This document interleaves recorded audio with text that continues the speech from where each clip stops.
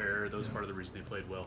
Beyond that, though, how much individual improvement have you seen from your guys through 9 games? Well, you know, when I came here, I knew it was going to be a process, and I know that word is sometimes overused, but we really started from ground zero in terms of techniques and how we approach the game on a daily basis, and you're really starting to see fruits of their labor show up in the production. And we've seen signs of it. Hasn't shown up in necessarily the stat lines up until a little bit more in the Virginia game, but this has been a thing coming for a long time since we started here, you know, when I got here about 8 months ago.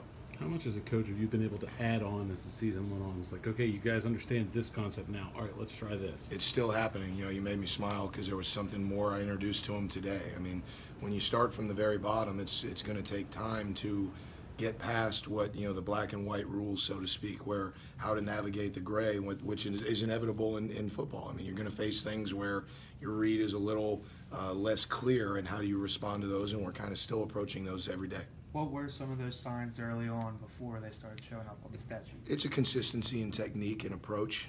It's a very technical position. I mean, down there, if you step an inch out of place, you're in trouble, especially at this level in the ACC. And you see every day those kids really straining to do it the right way. And as that gets more consistent, their production is going to continue to spike. How's Rashad Weaver? You know, how different is he today from where he was, you know, August 1st? Yeah, it's hard to even compare. He's playing with so much more confidence. He's making his decisions full speed. That's what you're seeing out there is a guy that knows what he's doing. He approaches it like a veteran. He asks really next level questions. He's very, very intelligent. You know, he was pre-med, decided to go the business route, and just his cerebral approach and also the emotion he brings on the field, you can feel that being a big part of his improvement. When's he going to catch one of those deflections and take it the other way? Well, I'm going to let you handle those predictions, hopefully sooner than later. Is that unique for a redshirt freshman to have those kind of attributes? You know, you see it once in a while, but certainly it is. You know, especially at the line position, it usually takes time to physically develop to be able to handle the pounding that it takes in this league. But he's someone that is so technically sound because he works at it every day. And you only have to coach him on things once or twice because he takes detailed notes. He approaches things, like I said, like a veteran, and that's why you're seeing him get better fast. Have you seen that from another young player in your experience? I have, without naming names. I mean, you've seen a kid here or there show up with those attributes. And the fortunate thing for Rashad is the opportunity was there. You know, you had Dwayne Hendricks, who I think we all anticipated was going to be a starter, and then a group of guys that were competing. And as things shook out through the course of the year, he really took advantage of every rep that he took. The guy you don't want to name, or those guys you don't want to name, did they turn into productive players by the time they were seniors? They absolutely did, yeah. So as long as, and I wouldn't anticipate anything happening, you know, barring, you know, any health issues, I see a high trajectory for him and a number of our guys. James Folston, I mean, we saw his production Saturday, and then Pat told us again yesterday that he's coming on strong, playing his best football. I mean, where did that come from? Well, I mean, he's had the talent. There's no question about that. What he's finally doing is he's understanding what decisions to make, and he's making them full speed. And all coaches talk about, if you're going to make a mistake, make it 1,000,000 miles an hour, you know, and he was trying so hard to do things right, and that is part of the process in the way we started, is we tried to teach these guys to do it the right way. So he was trying to do it the right way, but it slowed down his decision making, and he's starting to put the pieces together and make full speed decisions. He was in positions for some of these plays throughout the course of the year, but as he continues to get reps of doing it with the right technique and responding the right way, now he's just triggering faster. It's fun to see. You mentioned Hendricks. I mean, Folston did that obviously in a game at that spot where Hendricks was out. I mean, Sure. Did he do enough to earn reps even once Dwayne's, you know, healthy again? Yeah, I mean, I'll be honest with you, the depth chart is never solid with me. I mean, there's going to be competition every single week, and the competition will rage with all those defensive ends. Like you mentioned, Dwayne didn't play on Saturday, but did you think he would show up a little bit more in the stat sheet through the first 8 games than he did? You know, you never can predict it. I mean, I'm just glad that we're continuing to get better every single week, and that's what our goal is. How's Amir Watts, you know, made steps, and he got a lot of playing time.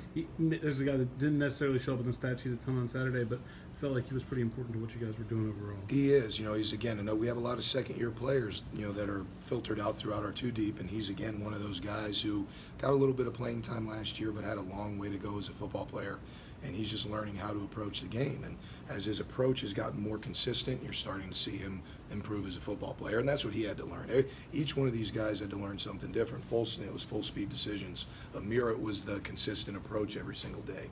Dwayne, it's understanding when and how to take risks. I mean, each guy has their thing that they're working on, and that's Amir's goal is to be consistent in his approach every day, because it's going to pay off on Saturdays, and it's starting to show up.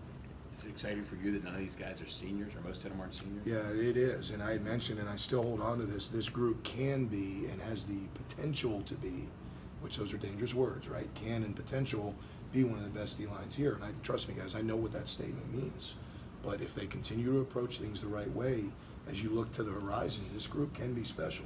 I just hope everyone continues to make the right decisions and stay with us and continue to progress. Better than any D-line you've coached here over the years? Well, again, it's all relative, right? I mean, it's a young group with a ton of potential, and I just hope that we can continue to working towards that potential. UNC's young, inexperienced, but they have a left tackle, Spain, who I guess is supposed to be pretty good. I mean, he's going to be one of the better ones you guys have faced this year. We faced a lot of good ones, and I'll talk in generalities about North Carolina. I mean, they're a very underrated team due to their record. I mean, you watch them play in that Miami game, and I pointed a few plays out to our guys to make sure they understood what we were getting into. There was a play at the end of the game where the reaction from their sideline after they made a good play, you would have thought the national championship was on the line. I mean, I'll give Larry Fedora, who I think is a heck of a coach, a ton of credit, because he clearly has those guys working to get better every week, and you can feel it, you can see it. It just hasn't quite come together, but you watch the way they played.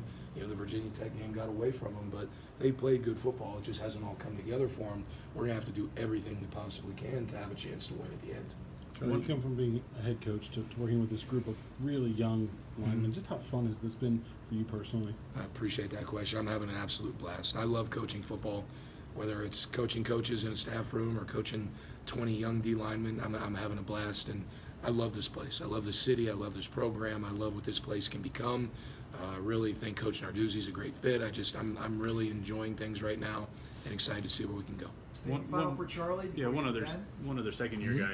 It was Patrick Jones. It seems like, obviously, with Dwayne down, he got some more reps, but he seems to be getting more time in the base defense. How's he come along? Well, he's earning it. He's earning it in every way. And again, I've always taken this approach, a holistic approach, as Patrick continues to approach everything the right way. And I'm talking about handling his schedule, which is a challenge for early college young men. He's handling that better. He's keeping everything in line, and you're starting to see him take the practice field with peace of mind because he's handled his class. He got to his tutor. He did well on the test. All that is leading to better performance, which is earning him more playing time, and he's showing up. I mean, he was a part of a lot of those pressures that led to some things on Saturday, so it's fun to see him grow.